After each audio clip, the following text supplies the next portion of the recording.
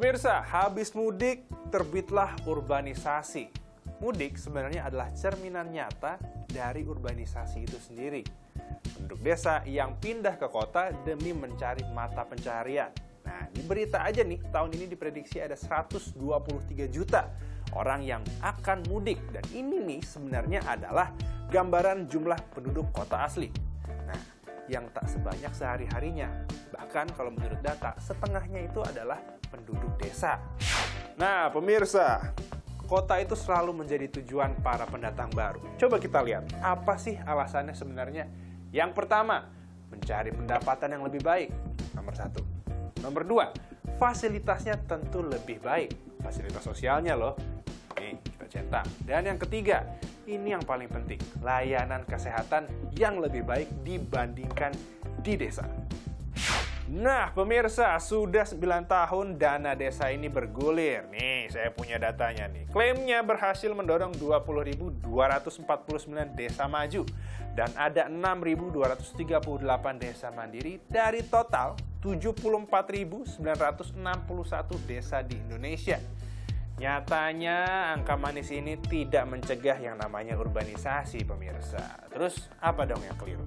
Dan pemerintah bisa apa nih untuk mencegah urbanisasi yang diprediksi angkanya terus bertambah? Elgin Fridianto, Yulianto, Business Talk.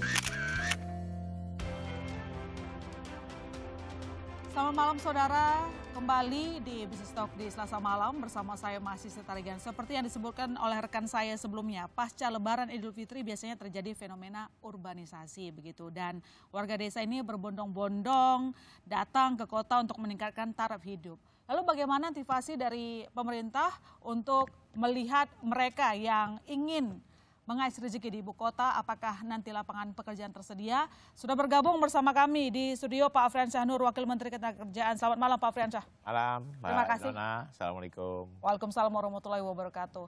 Pak, ini setiap tahun fenomena yang sama. Orang kalau habis pulang kampung tuh ya, terus dijemput sama lihat saudara, mungkin terlihat sukses, akhirnya punya keinginan untuk mengubah nasib hidup mereka. Ya. Nah, biasanya berarti kan mereka kalau ke Jakarta butuh lapangan kerja. Nah, ini bagaimana antisipasi dari regulator untuk menyiapkan lapangan kerja sesuai dengan cita-cita mereka?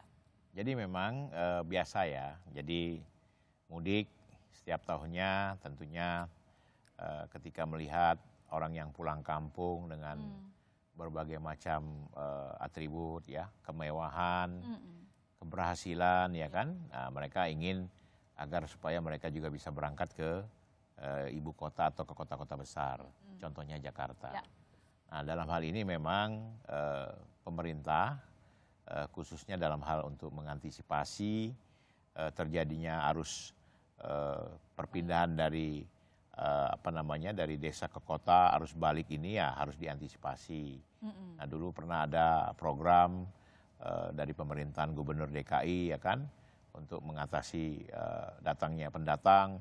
KTP diperlihatkan gitu kan, jadi mereka tidak bisa tinggal di Jakarta lebih lama kan begitu. Nah, sekarang kan era keterbukaan ya kan.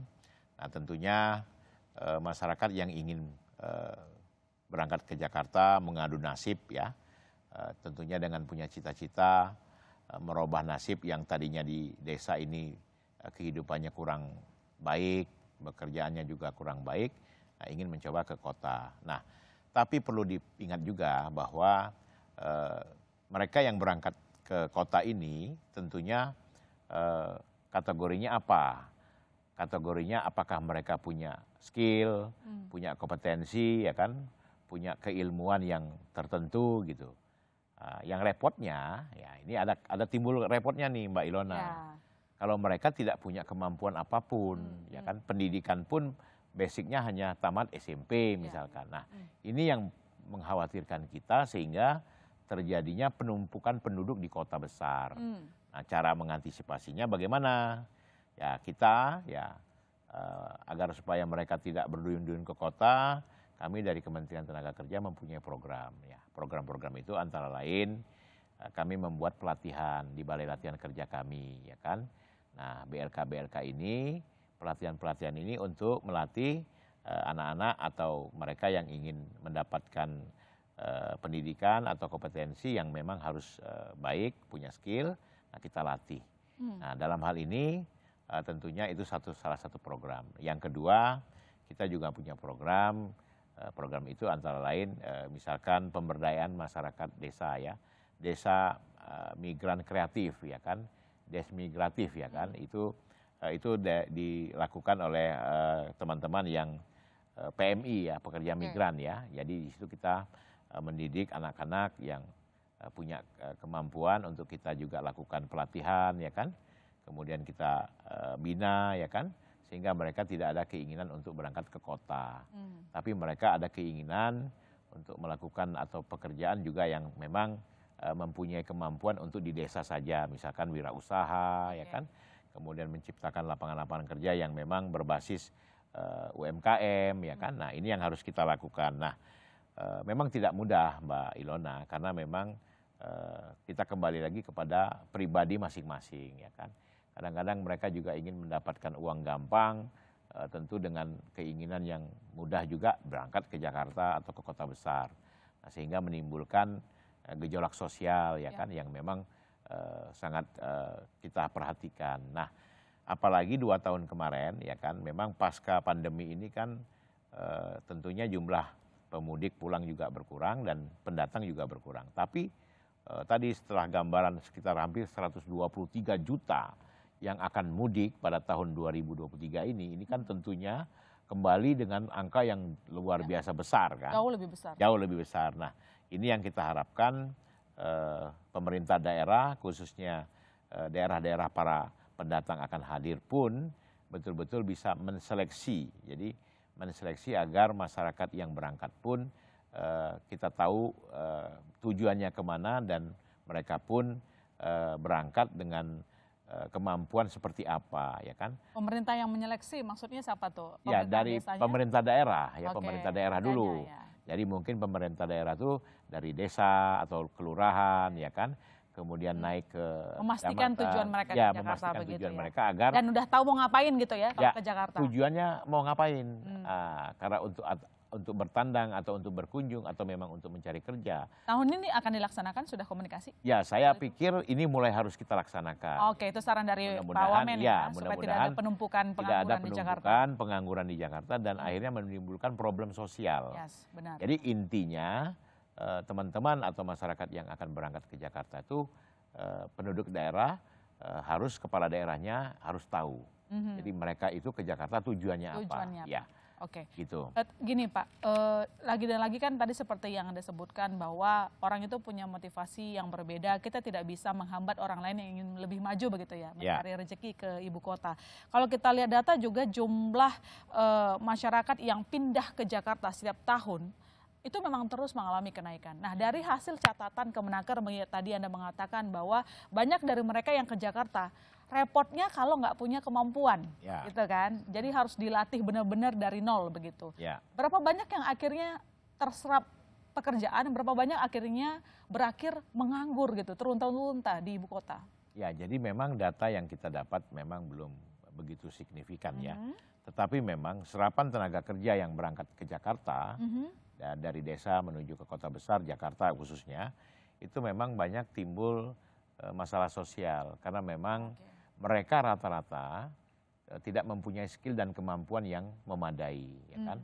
Sehingga tujuan mereka paling untuk menjadi buruh kasar atau ingin menjadi pekerja rumah tangga ya, misalkan pembantu atau tukang kebun dan lain-lain. Tapi kan itu pun serapannya sangat kecil. Nah, oleh karena itu kita pemerintah ya, dalam hal ini Kementerian Tenaga Kerja ini melakukan pelatihan-pelatihan tadi Bu, yang intinya kita membuat mereka tidak ingin berangkat ke Jakarta atau ke kota besar, tapi cukup di daerah saja dan mereka bisa melakukan aktivitas. Pelatihan balai kerjanya itu, saya potong Pak, itu berarti mulai dari daerah ya? Ya, mulai dari daerah. Pelatihan itu ada di daerah. Sudah berjalan ya? Jadi pelatihan-pelatihan itu kami punya namanya unit mobil training ya, MTU ya, mobil training unit, yang di sana pemerintah daerah bisa minta kepada Kemenaker untuk misalkan pelatihan tata boga, jahit menjahit. Di request dulu begitu ya, di dari request dulu. Pemdanya. Nah, nanti kita kirimkan mobil training unit ini ke tempat yang minta pelatihan tadi. So, ini efektif? Efektif sekali. Dan mereka sesuai dengan permintaan mereka. Jadi Oke. di desa atau di kelurahan tertentu permintaannya apa, nanti kita siapkan dan kita latih. Rajin nggak Pemda meminta itu ke Kemenaker? Rajin, dengan Rajin? melalui Dinas Oke. Tenaga Kerja Kabupaten Kota itu mereka rajin. Dan Oke. kita sesuaikan dengan paket-paket yang kita punya, dan ini dibiayai oleh negara. Oke, sudah berjalan berapa lama? Sudah hampir 7 tahun ya. 7 tahun. Selama 7 tahun perkembangannya positif? Positif sekali. Oke. Jadi hampir 7 tahun belakangan ini luar biasa dan perkembangannya positif. Gambaran positifnya seperti apa Pak? Kalau Ya kita banyak hal yang agregat bisa kita data? latih dan mereka akhirnya mendapatkan pelatihan dan mempunyai skill sehingga mereka bisa melaksanakan atau jadi berwirausaha Wiroso desa ya? di Gitu ya? desa dan mereka bisa membuat usaha sendiri, Pak.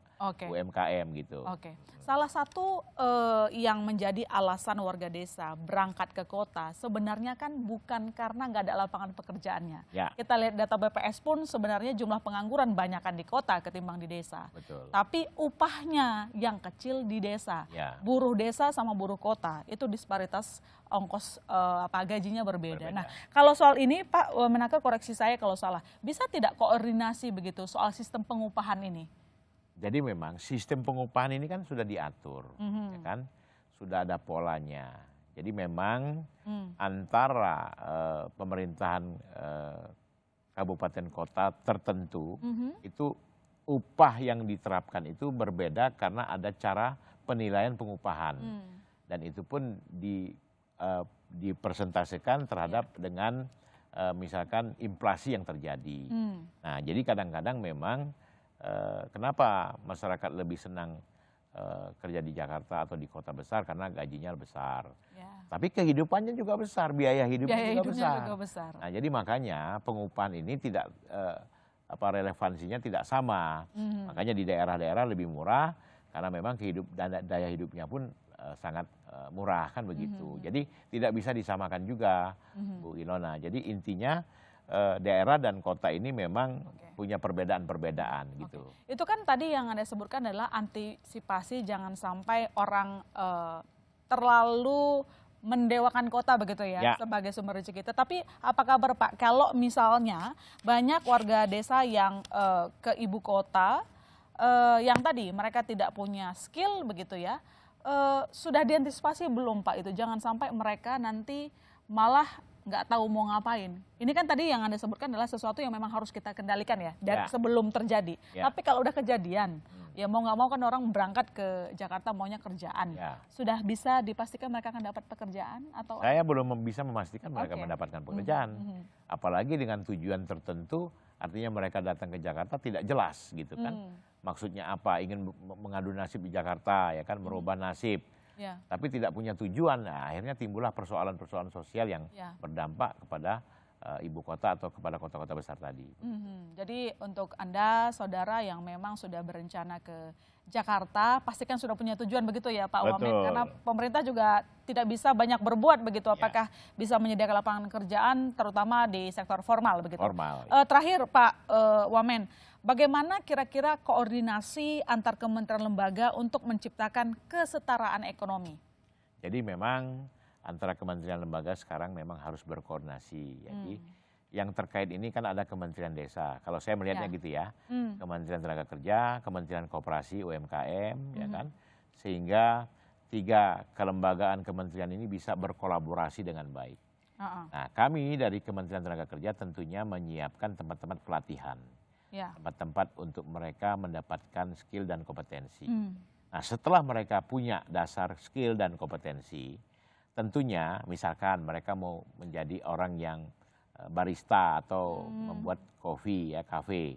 Nah, tentunya saya berharap Kementerian UMKM, Koperasi memberikan fasilitas pinjaman ringan atau fasilitas malah bisa memberikan peralatan murah dengan jaminan atau pinjaman murah tadi untuk mereka bisa membeli alat-alat tadi untuk mereka membuka usaha. Nah, jadi ini yang kita perlu lakukan. Nah, Kementerian Desa ada kaitannya juga tentunya dengan program dari Presiden Jokowi ini punya keinginan bagaimana masyarakat di desa itu betul-betul bisa memperhatikan sehingga perkembangan desa sendiri bisa menjadi lebih baik. Jadi ini ada korelasi yang sangat kuat sehingga kontribusi kita di kelembagaan kementerian ini pun bisa saling bersinergi begitu. Nah, jadi tugas kami adalah memberikan pelatihan dan menghimbau kepada mereka yang ingin kita latih segera mendaftar, ya kan, ada tata boga, menjadi perias atau menjadi membuat kue, ya kan, dan lain-lain yang memang bisa kita lakukan sehingga mereka bisa berwirausaha gitu. Semua harus disiapkan ya. Disiapkan pemerintah oleh desanya pemerintah, dan ya. juga pusat harus harmonis Pak, Aduh, gitu ya, harmonis. supaya kita tidak menutup peluang lah bertambahnya jumlah pengangguran. Betul. Begitu. Apalagi yang sebenarnya tadinya punya pekerjaan sebenarnya di desa, Ya. pas ke kota tidak punya pekerjaan. pekerjaan. Begitu. Terima kasih Pak Baik. Afran Syah-Nur, Wakil Menteri Ketenagakerjaan. Baik, Mbak. Tadi yang Anda sebutkan, kita akan tanya ke Wakil Menteri Desa. Ya. Susah jeda saudara, tetap Baik. bersama kami.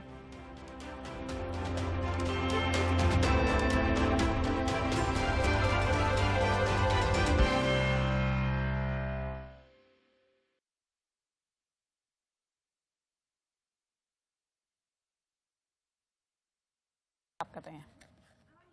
Ya.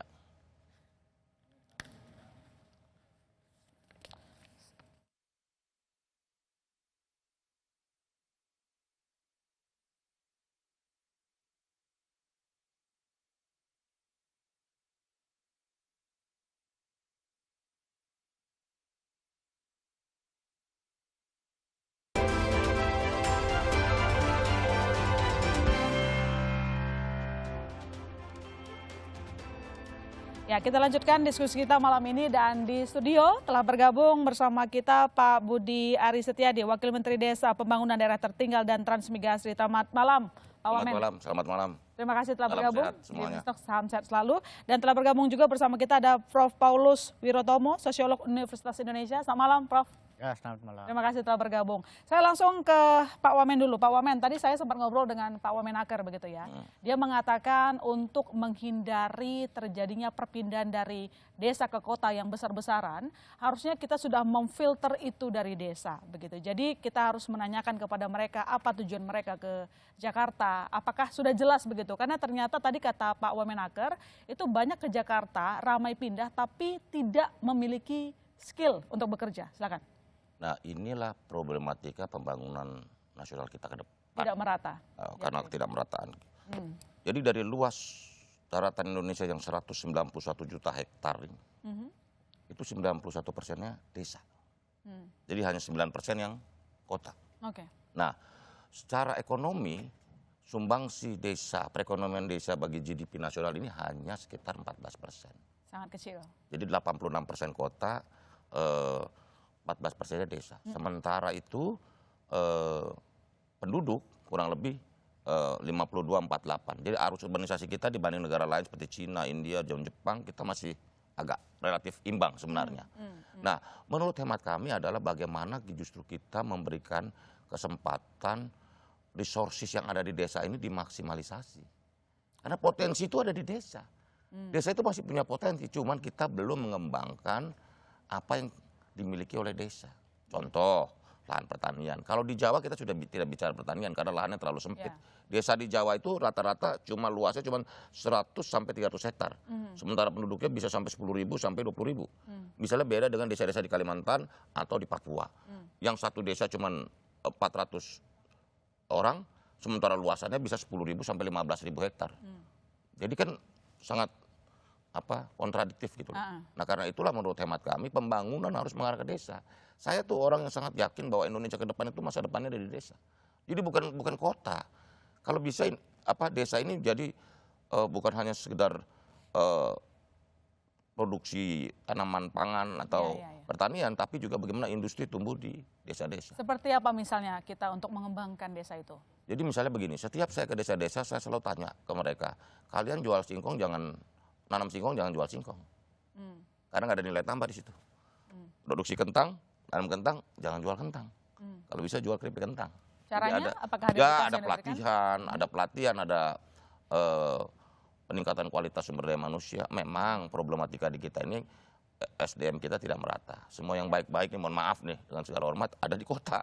Semuanya pada mau ke kota. Ya itu sudah fakta lah. Kita itu semua fakta, tahu. karena memang kota memang selalu di seluruh negara di dunia dengan tingkat urbanisasi yang sudah sampai 73%. Selaku kota besar mereka. Selalu ke kota, karena kota itu kan industri. Nah, kita juga harus punya strategi yang baru bahwa bagaimana pusat-pusat pertumbuhan ekonomi juga dimunculkan di desa-desa. Oke, tapi mungkin kan tidak Pak, saya ke pertanyaan awal saya tadi begitu ya, jumlah masyarakat desa yang pindah ke kota setiap tahun selalu naik, itu data dari BPS. Berarti kan pesona kota tidak bisa ditampik begitu untuk meningkatkan taraf hidup. Nah, seperti yang saya sebutkan tadi, apakah memungkinkan kita bisa bertanya begitu kepada mereka tujuan mereka ngapain ke Jakarta? Karena kan ada tidak selalu buruk ya urbanisasi itu ya kan? Iya. Tidak selalu buruk, itu juga bisa meningkatkan ekonomi. Tetapi kan kita juga bicara soal kapasitas kotanya ini udah padat banget Iya, begitu betul. kan. Jadi bisa nggak diberlakukan cara yang seperti disebutkan oleh Wameneker tadi? Kita tanya mereka mau ngapain ke Jakarta, tujuannya begini jelas loh. nggak gitu?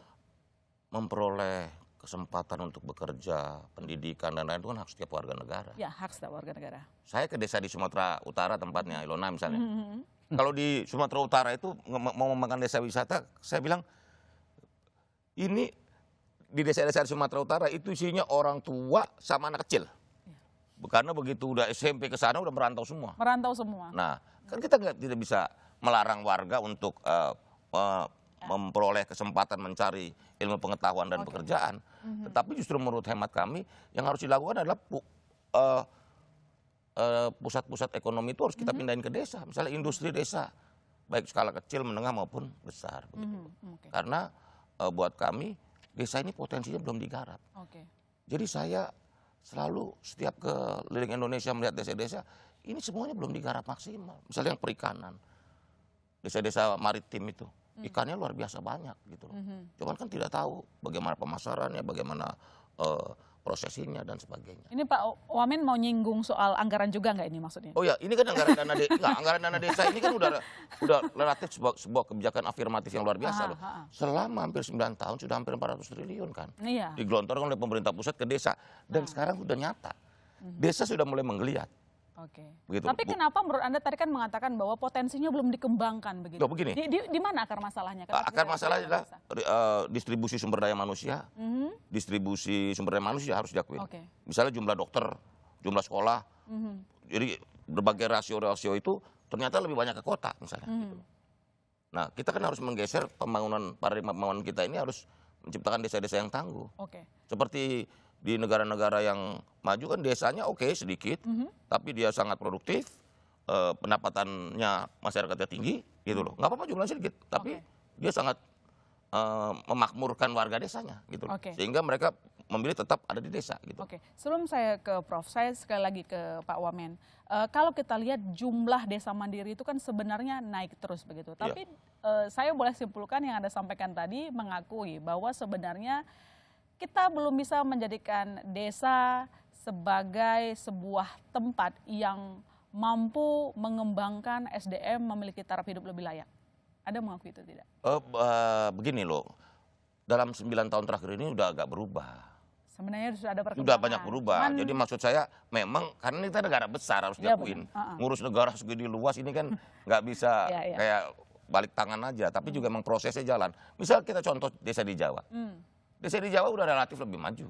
Kalau kita lihat desa di Jawa jalannya bagus, sekolah ada, puskesmas ada. Fasilitas untuk Fasilitas umumnya udah ada ya? fasosnya lancar itu. Memang di beberapa desa di luar Jawa masih banyak problematika. Tapi lebih banyak kendalanya adalah kendala geografis. Nah memang penduduk sumber daya manusia ini penting jadinya. Oke. Gitu loh. Karena juga harus kita akui pembangunan kita ini sebenarnya Jawa sentris dari dulu. Semua sekolah terbaik ada di Jawa. Ya. Ilona juga merantau. Kalau Merantau saya juga. Pasti juga sekolahnya di Iya. Jawa. Dokter-dokter di Jawa. Dokter-dokter terbaik gitu. Ya. Guru-guru terbaik di sini. Sehingga menurut saya harus disebar. Karena kalau enggak bangsa ini ke depan pembangunannya tidak merata. Ya, tidak merata. Karena itulah pemindahan ibu kota baru misalnya. Ada semangat itu. Supaya pusat-pusat pertumbuhan ekonomi baru ini menyebar. Kalau enggak ini negara ini beban Pulau Jawa pasti besar loh. Pulau Jawa ini 55% penduduk loh kalau secara data. Padahal luas wilayahnya cuman kurang dari 10% wilayah Indonesia. Padat lah kalau DKI kita sebutnya. Jawa. Pulau Jawa cuma 11 juta hektar.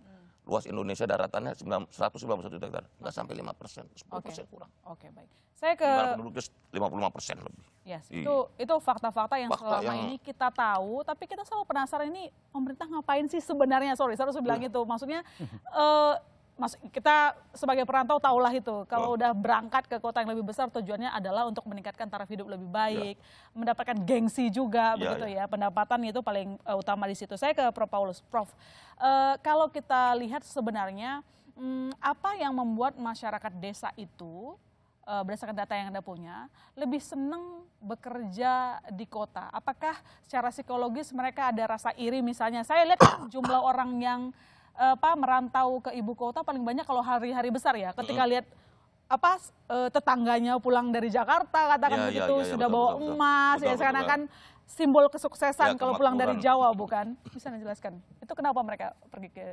Akhir-akhir ini ya, Mhm. sudah mulai ada analisis yang mengatakan begini.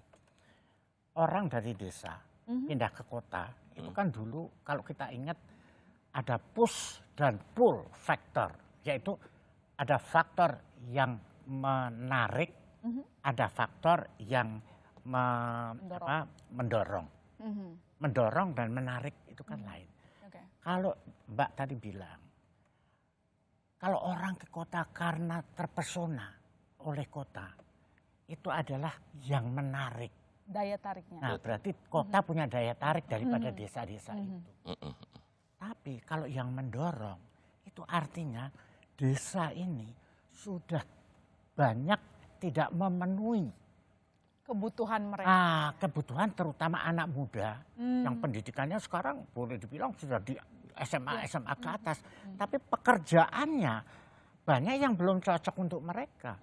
Sehingga bahkan orang analisis tadi mengatakan sekarang bukan push lagi, bukan didorong lagi, tapi ditendang. Arti kata mereka mau nggak mau, terpaksa lah katakan begitu. Terpaksa Oke. ditendang dari desa masuk ke kota. Padahal daya tarik kota sudah tidak ada lagi juga buat mereka.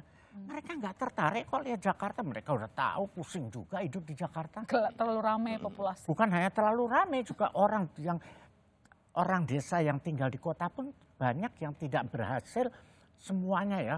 Sukses, banyak yang tidak sukses dan pulang itu ya mengada-ada aja. Tapi sebetulnya mereka susah. Jadi ya, nah saya kembali kepada Pak Wamen ya. Desa itu ya, apalagi sekarang sudah ada bantuan desa ya. Sebetulnya sudah mulai mestinya ada potensi untuk mengembangkan kegiatan kayak industri bisnis di kota yang biasanya masih secara bersama-sama. Nah, tapi kebersamaan itu pun juga masih memakan waktu ya. Secara budaya bagaimana semuanya bisa bekerja sama menjadi suatu bisnis dan seterusnya. Seperti wisata desa. Wisata desa itu kalau berhasil dahsyat sekali. Karena uang yang ada diberikan oleh pemerintah, kemudian ditambah dengan kebersamaan orang desa untuk mengangkat potensi-potensi yang ada di desanya menjadi menarik. Nah, itu kalau sukses hebat sekali. Jadi orang kalau berwisata itu bukan dari tempat-tempat wisata yang sudah konvensional, lalu sekali-sekali lihat-lihat desa. Desa untuk lihat-lihat doang. Itu yang namanya wisata desa. Oke. Sekarang desa wisata. Desanya itu sendiri yang menjadi tempat wisata. Jadi menginapnya pun juga di sini. Tidak di sini cuma mainnya ke desa. Tidak. Nah, itu yang kita harapkan terjadi. Nah, oleh karena itu saya juga tadi menggarisbawahi Pak Wamen. Desa pun tidak bisa disuruh berkembang sendiri seperti itu. Karena sebetulnya kalau kita bicara urbanisasi, itu kan ada kata urban kan. Kata itu sendiri sebetulnya salah. Urbanisasi itu kan artinya proses menjadi urban, menjadi kota. Tapi tidak begitu, karena orang pindah dari desa ke kota dibilang urbanisasi. Yang terjadi bukan menjadi lebih kota, kotanya malah menjadi bobrok gara-gara kebanyakan orang ini. Nah, jadi mestinya istilahnya Pak Wamen saya usul migrasi dari desa ke kota. Nah, kalau migrasi ini keterlaluan, loncat ke kota-kota yang utama seperti Jakarta, kasihan mereka, nggak ada kemampuan yang memadai tiba-tiba harus loncat ke sini. Nah, yang bagus adalah yang disebut hierarki kota-kota. Jadi antara desa dengan kota utama Jakarta, mestinya ini ada kota yang lebih kecil, agak besar, terus sampai yang terbesar, sampai yang terbesar. Oke. Nah, itu fungsinya tuh beda. Yang di atas desa sedikit, itu bisalah menjadi tempat di mana hasil-hasil pertanian Baik. dijadikan industri kecil-kecilan. Mhm. Itu desanya juga desa kecil. Kalau orang mau pindah dari desa, dia nggak usah pindah langsung Jakarta, pindah ke kota kecil itu. Nah, nanti lebih tinggi lagi, fungsinya lebih tinggi, orang juga pindah ke sana sampai di Jakarta. Jakarta itu kan sudah kota administrasi pemerintahan, Oke.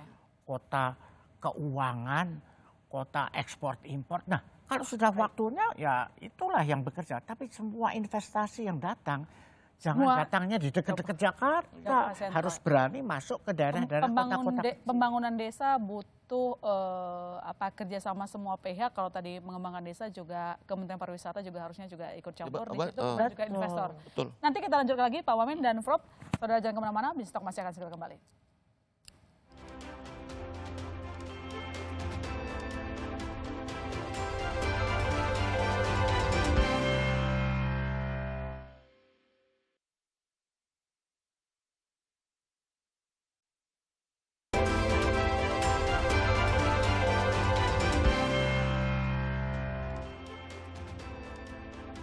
Anda kembali menyaksikan Bisnis Talk dan di segmen ini telah bergabung bersama kita wartawan senior kontan Mbak Titis Nurdiana. Selamat malam Mbak Titis. Selamat malam Ilona. Menarik ya, kita dapat poinnya, dapat intinya. Ya. Cuman masalahnya memang susah untuk dikelarin begitu, hanya dalam beberapa waktu singkat. Sebelum saya ke Mbak Titis, saya ke Pak Wamen lagi. Pak Wamen, sebenarnya sekali lagi untuk melihat data, desa itu tidak kekurangan lapangan pekerjaan. Karena data BPS, pengangguran itu paling banyak sebenarnya di kota. Ya. Cuman upahnya yang jauh lebih kecil dan itu yang membuat mereka warga desa memilih untuk mungkin saya ke kota-kota besar lah untuk merubah nasib saya. Nah, soal hal ini bagaimana Anda menjawabnya? Karena setahu saya kan di desa juga ada BUMDes, ada Prukades begitu kan, sebuah upaya untuk mensejahterakan warga desa. Apakah itu tidak berjalan dengan baik atau ada yang perlu dikoreksi? Bukan, begini loh maksudnya Ilona, bahwa potensi desa ini masih bisa dimaksimalisasi. Tadi kan saya bilang jumlah penduduk apa rasio, tapi kok ekonomi desa ini cuma 14% dari GDP nasional, sementara 86% ini disumbang oleh kota, begitu loh. Jadi kalau kita mau Indonesia tumbuh 5-6%, menurut saya ini desa mesti dinaikin. Nah apa? Indonesia ini 4 keunggulannya yang tidak bisa dimiliki oleh negara lain. 1 pertanian, perikanan, pariwisata, sama peternakan. Kita punya potensi yang luar biasa di banyak sektor itu, terutama pertanian. Lahan kita subur, cuman cara nanamnya salah, cara pengelolaannya salah, belum maksimal lah, kita nggak bilang salah. Karena tingkat produktivitas pertanian kita kalau dibanding negara tetangga kita Vietnam, Thailand jauh sekali, gitu loh. Jadi kita ini misal contoh begini, komoditas kopi kita 0,7 sampai 1,1 ton per hektar. Di Vietnam udah 3,9 ton, 3,9 ton per hektar. Kalau kita naik 3 kali apa, ini kan juga pendapatan juga naik, gitu loh. Jadi misalnya soal pertanian, kita ini harus serius di pertanian. Thailand, Vietnam adalah satu-satu negara yang pertaniannya betul-betul bisa menjadi tumpuan bagi kemakmuran dan pemberdayaan masyarakat di desanya. Nah, kita ke sana arahnya. Makanya di Cina misalnya Kementerian Desa digabung dengan Kementerian Pertanian dan juga UMKM. Jadi harus holistik nih, komprehensif nih. Jadi nggak bisa sepotong-sepotong nih. Karena begitu kita bicara pertanian, kita ngomong persaranannya, ngomong teknologinya, juga ngomong pemasarannya dan sebagainya. Sehingga juga keuntungan petani bisa maksimal. Harus dibenahin satu-satu ya. Jadi memang enggak, tapi kita optimis. Arahnya tracknya udah tepat kok. Gitu loh. Udah. Nah, tapi persoalan kita juga tantangan kita nih, Prof. Hanya anak muda kita hanya 3% yang mau terjun ke pertanian. Ya. Nah, ini problematika utama kita. Tapi Bayangkan. kan perlu dicari tahu kenapa mereka tidak mau. Loh, karena nilai tambah di sektor pertanian sangat sedikit. Itu dia. Tetapi saya yakin kalau misalnya, makanya konsep smart farming, bagaimana pertanian kita dikelola secara lebih cerdas gitu loh. Iya. Saya yakin bagaimana produktivitas naik, kualitas naik, gitu loh. Karena Kualitas kalau produknya dibandingkan naik. sama negara-negara berkembang, yang maju katakanlah China begitu, itu pertaniannya udah pakai teknologi. Lo semua Dan udah pakai itu luar teknologi, biasa. udah mulai pakai. Tapi nggak setengah-setengah gitu loh. Iya, Pak. justru Gimana itu. supaya kita nggak setengah-setengah? Satu, pertama zonasi pertanian. Saya sedang berpikir bahwa yang paling tepat adalah zonasi pertanian. Oke, baik. Karena misalnya di Thailand, di Vietnam itu udah dizonasi tuh. Pemerintah pusat udah zonasi pertanian. Oh, ini boleh tanaman tebu, ini boleh duren, ini boleh, nggak boleh sembarangan. Baik. Jadi udah tertata, udah terkonsep, udah terorganisir sejak dari mulai level kebijakan. Begitu.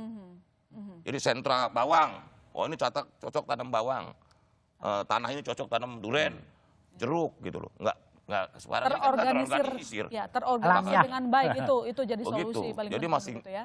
Jadi yang konsep untuk pertanian ke depan juga harus begitu. Konsolidasi lahan, zonasi pertanian. Oke. Jangan semuanya nanam, itu akhirnya harga jatuh. Supply demand-nya nggak seimbang seperti itu. Oke, baik. Saya ke Prof. Paulus, kira-kira yang paling banyak hal yang bisa, kalau dibilang tadi Pak Wamen bahwa potensi desanya banyak, tapi kan kita nggak bisa serakah ya, pengen semuanya maju, harus ada yang dikonsentrasikan yang kira-kira punya hasil yang nyata dalam waktu dekat. Apa itu yang kira-kira bisa kita kembangkan? Apakah seperti kata Pak Wamen bahwa pertaniannya dulu aja yang harus kita kembangkan? Iya, tapi bagaimanapun kan pertanian itu membutuhkan infrastruktur dan segala macam teknologi yang itu bisa didukung oleh kota yang lebih besar di atasnya. Satu tingkat di atasnya, nanti di atasnya lagi di atas seperti itu. Ya, ya. Makanya hierarki dari kota-kota kita itu harus dibenahi lagi. Jangan semua-semua ke Jakarta, semua-semua ke Jakarta. Tetapi kota-kota kecil itu harus berkembang dan mempunyai fungsi untuk ikut mengembangkan apa yang ada di desa. Jadi anak desa itu rata-rata sekarang mungkin sudah pendidikannya sudah SMA loh. Iya. Mereka masih disuruh mencangkul gaya petani yang zaman dulu Udah kan tidak nggak bisa. menarik. Kalaupun ada teknologi itu kan efisiensi. Jadi tenaga kerja juga mungkin nggak bisa banyak. Dia bisa naik ke kota setingkatnya, di situ dia industri dan seterusnya dan seterusnya. Kenapa? Kita bisa dapat terasi. Terasi itu di Amerika ada. Tapi dari mana? Itu bukan dari Indonesia.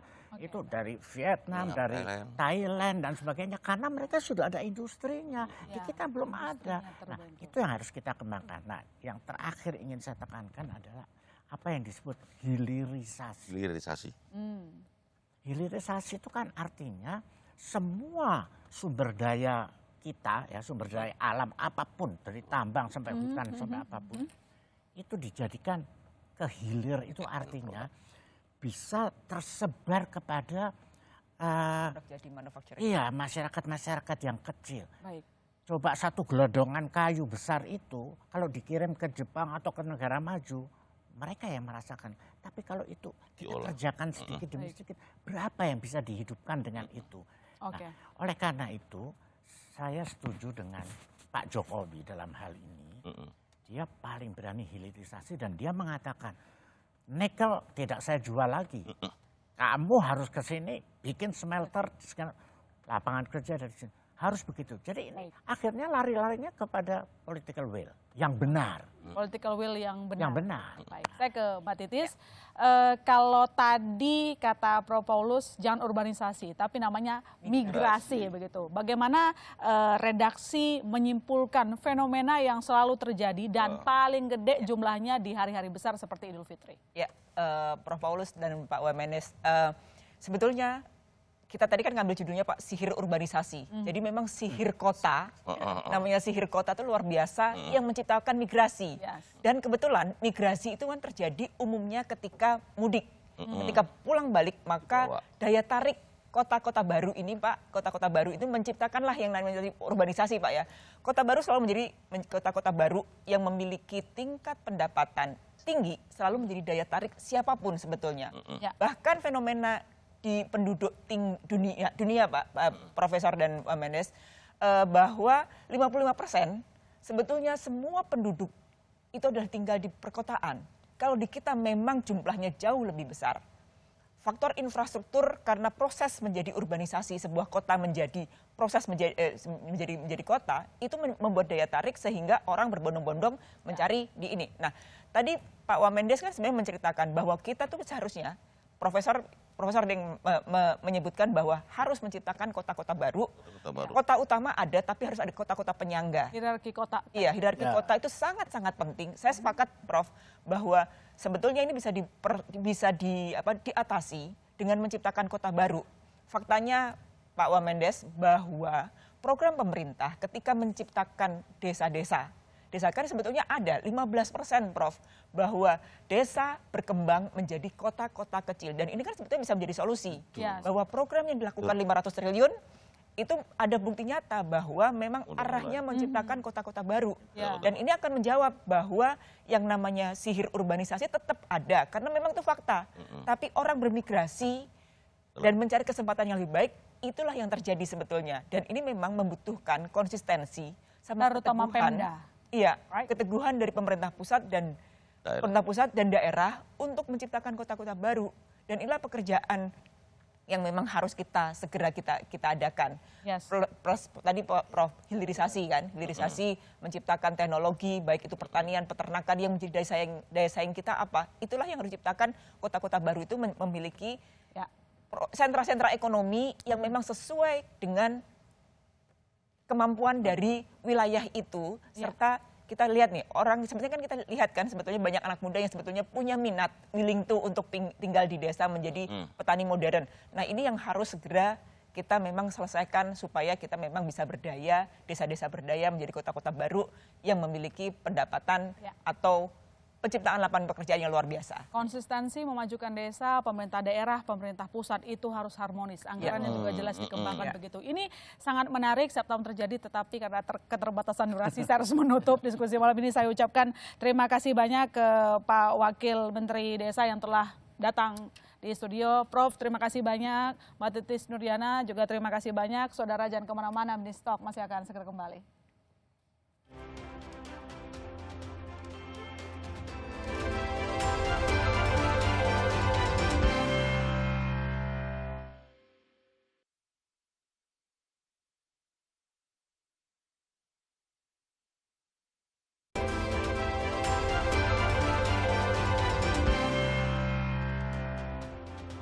Ya, kota kan terlihat selalu lebih mempesona ketimbang desa kalau pembangunannya tidak merata dilakukan. Maka dari itu kita tunggu konsistensi pemerintah pusat dan daerah untuk mengembangkan desa, terutama tadi salah satu solusi hierarki kota. Saya masih Zeta Regan undur diri, sampai jumpa Selasa depan.